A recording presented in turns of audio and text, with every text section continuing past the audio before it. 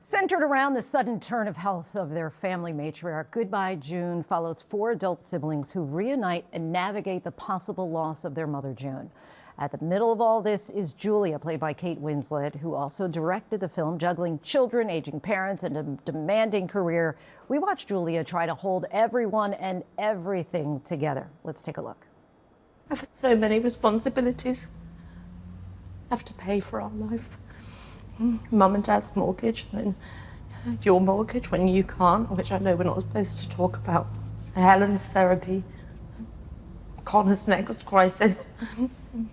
I do it all.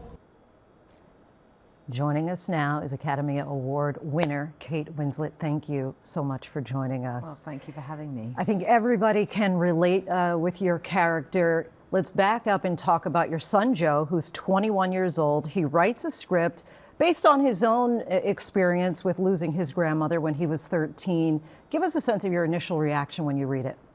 So my son had gotten a place in screenwriting school at the National Film and Television School in the UK, and he was really nervous about this new challenge because he just didn't know if he was going to be able to do it or not. He'd always been a very passionate writer throughout his life. We have poetry on the side of the refrigerator that he wrote when he was 8 years old.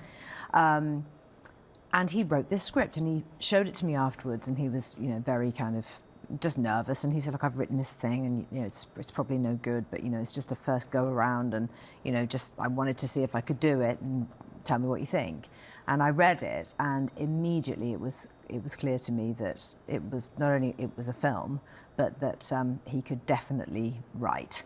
And I said to him, okay, well, we're gonna do this, and I'll produce it, and I'll play the sister Julia.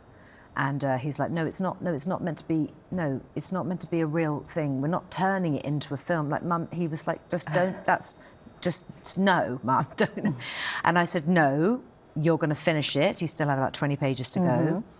And about sort of 8 to 10 months later, when he'd really done a lot more work on it, it was so strong and so good, and I felt so close to it at that point that I said to him, we can't give it away. I would like to direct this, and that's how it happened. And I didn't want him to miss out on the experience of seeing this story come to life, but also these wonderful actors who I'd cast playing these roles. Each character was so brilliantly drawn in the sense that they each go on their own emotional journey alongside each other as this messy, complicated family who are processing something so challenging, having not really spent much time together for a long time. My character Julia and the sibling Molly, played by Andrea Riseborough, they haven't spoken in years, to the extent that their children, their 5-year-old smallest children, are only meeting for the first time in this hospital waiting room. So lots and lots of complexity. What was it like partnering with your son?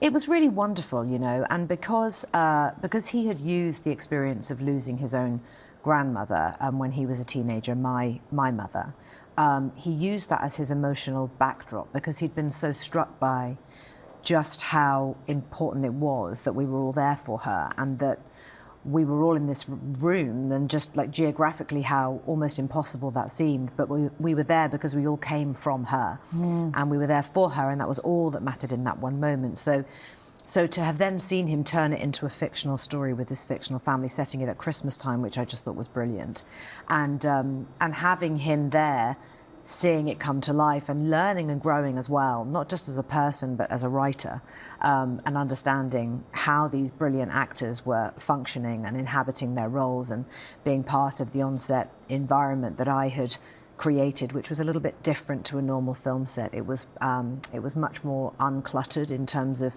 actual personnel, which was really important for giving the actors space that they felt was really theirs. And the children, I had 7 children in this film, and they were just so much joy and fun every single day. And so keeping distractions away from them as well was really important. You mentioned that it was brilliant, really setting it during Christmas time. Talk to us about that contrast of the joy and wonder of the holidays juxtaposed with the grief and pain of losing a family member.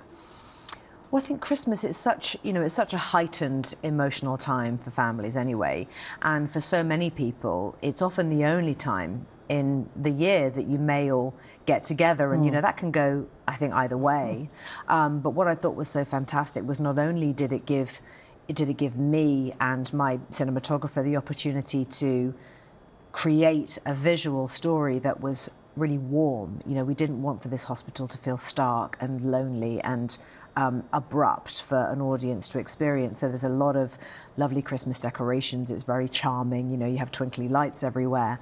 Not only that, but at the same time, you have this clock ticking, don't you, at Christmas? As you look forward to that big day, you're kind of counting down the days, but simultaneously this family are desperately trying to get their mother to Christmas Day, knowing that it might be her last and knowing how much she loves Christmas, she loves snow. There's a beautiful line in the film. She says, "Oh, maybe I'll come back as snow, and then I can see you all at Christmas time." Obviously, people know you for your acting prowess. You've been producing for several years at this point. What was it like having your directorial debut? I mean, I can't talk about how much I loved it enough. I loved it so much. And I think it was a combination of incredible actors, a story that I believed in wholeheartedly, but being able to draw in a crew of people who were just wonderful. Our film crew was spectacular, largely made up of people I've worked with many times before, having formed great relationships with them, having been in front of a camera for 33 years myself. And working alongside those individuals to carve out an environment that felt really meaningful and positive and joyful. We only had 35 days to shoot this film, and Helen Mirren in the title role of June, I only had her for 16 days.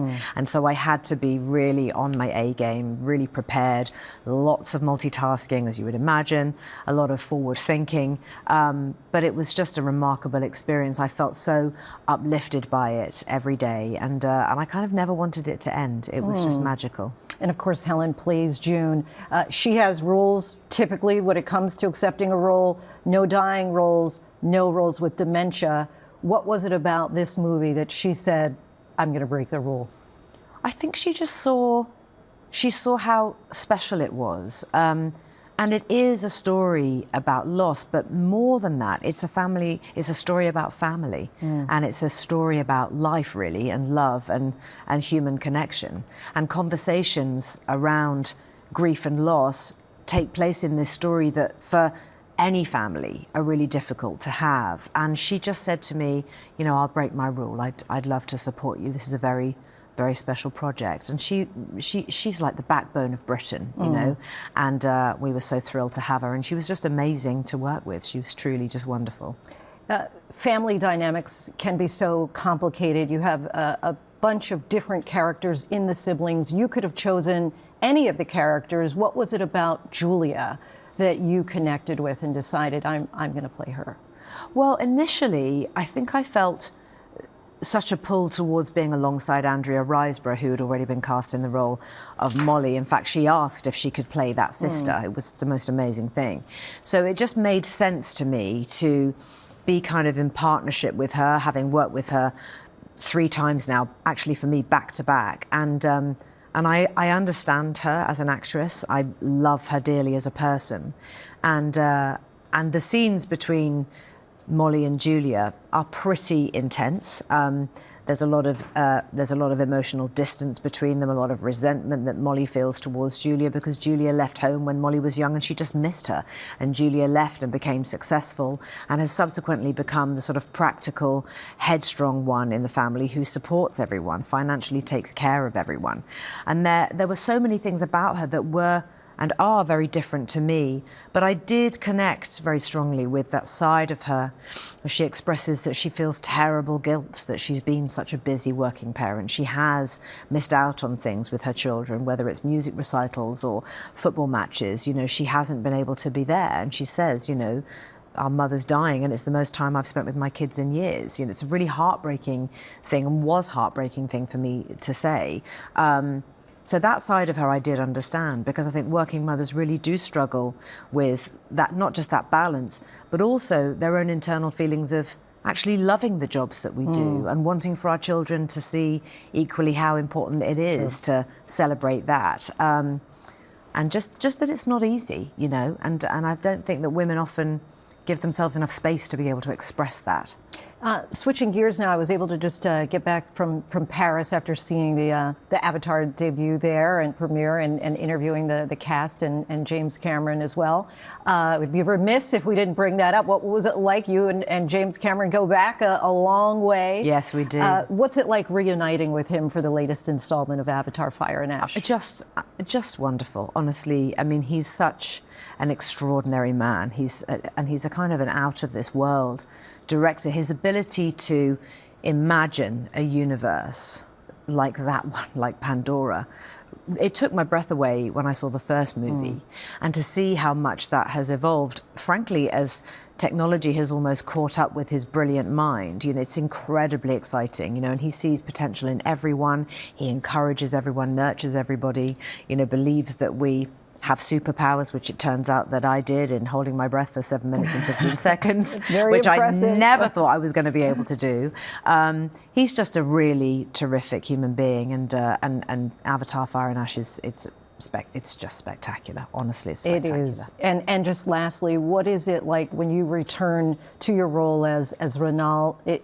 I would have to imagine that it's different acting for Avatar than it is in any other performance. It's a completely different experience, because performance capture, which is how you would describe that particular technique, it's almost like theatre in many ways, because you can be seen from almost every angle. There are cameras rigged absolutely everywhere in that studio space. And a lot of it you are also imagining, which is very similar to theatre. I've only done one play in my life, believe it or not, when I was 19 years old.